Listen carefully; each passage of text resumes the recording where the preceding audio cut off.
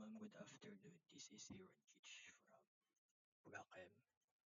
And today, i-represent ko po sa inyo ang infographic ko na entitled or chosen topic ko po na Practice Safe Sex. So dito po sa infographic ko, may makikita po tayong five steps or five essential things na dapat isipin natin before doing or engaging sa ganun po. So, the first step, or ano ko po muna yung overview ng design ko. So, dito ma'am, admitted ko naman po na na-over-design ko or pangit po yung mga nagamit kong ano, color coding. Yeah, ganun po. So, may bad po sa akin dun. Minus points. So, yan, mapunta na po tayo sa explanation ko sa first step or dito po muna. Chosen topic ko na practice safe sex. Wait, check ko lang po. Okay. Now, dito sa first step po, ang categorize na plan before initiate. It means, before po tayong gumawa ng isang bagay or eto po, yung tinatopic ko po or kinukwento sa inyo mismo, dapat nakaplanado po muna lahat para wala po tayo masyadong maging problem kapag dumating na po yung mga problem sa atin. And secondly, dito po tayo nakakategorize naman po siya na communicate with partner. Dapat po hindi lang one-sided yung gustong gumawa na ito. Dapat po i-open din natin sa partner natin. Ganun. Hindi lang po tayo dapat yung hindi po dapat natin i-forcefully yung partner natin sa bagay na gusto lang natin. So dapat po kumbaga hingi po tayo ng consent or tawag po dito sexual conscious ba consensus pala I mean. Yeah, parang so dito po sabi, openly talk with your partner about sexual consent, boundaries, protection methods, and sexual health to ensure mutual understanding. Dito rin po, mas mapapagaling pa po yung relationship natin sa partner natin kapag pinag-uusapan natin yung mga bagay-bagay na to. Let's dito din po sa work natin. So, plan po natin na plan before initiate and communicate with partner. So, dapat alam din po natin yung mga contraceptives o yung mga bagay na pwedeng makatulong sa atin or makaiwas para sa problem. First, condom.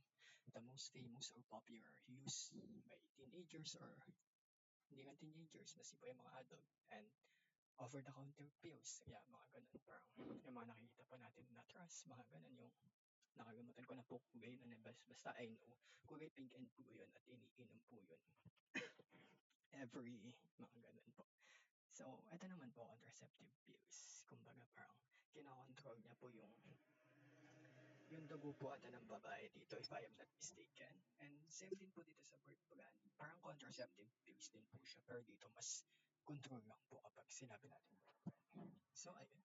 Punta po tayo dito sa number 3, study basic sex protection. Dito sabi dito, learn about condoms, birth control, contraceptive, etc. for whatever. So dito po, nakwento ko naman na din po dito yung mga ganun. So dito lang po, ikikwento ko naman yung mga yung mga problem po natin sexually transmitted issues I think or I forgot, I'm sorry ma'am. So ayan po, dapat alam din po natin yung mga problem na pwede natin makuha kapag nag-engage po tayo sa activity na to para mga ganun po. Para po maprotektan din natin ang sarili natin at hindi lang po tayo at para maging part. At maski po sa partner na din natin. And in addition, don't take it lightly. Sex is not a small thing, sabi po dito. Ibig sabihin niya, yung sex po na gawain, hindi lang po siya basta-basta na ginagawa or papasukin na lang porque gusto natin or porque pumasok na sa isip natin. So, ayun, nandito naman po, nasabi ko naman po sa 1, 2, 3 na eto, mga bagay po na to. So, basically, hindi po siya simple lang, kumbaga sensitive po siya na topic or activity. So, dapat alam po natin yung mga ginagawa natin. Make smart choices and don't rush. Kumbaga, mas piliin natin kung ano pa din yung logical or tama para sa kakabuti ulit natin. And respect yourself and the person you are with. And lastly, be faithful. Yeah. Lastly, overall, be faithful. Stick with one partner. It means, isa lang dapat. Kumbaga, gawin nga natin sa isang tao to, hindi yung papalit-palit. Kasi kung papalit-palit po tayo dito, mas malaki yung chance na makuha natin yung STI or mga diseases, sex diseases, mga ganun. And also, normal thing lang naman dapat na maging faithful tayo sa relationship, di ba? Yeah. Being loyal helps avoid problems from emotionally, mentally, and yeah, etc. Mga ganun-ganun. And yun nga po nakaka-build ng stronger connection between sa partner natin.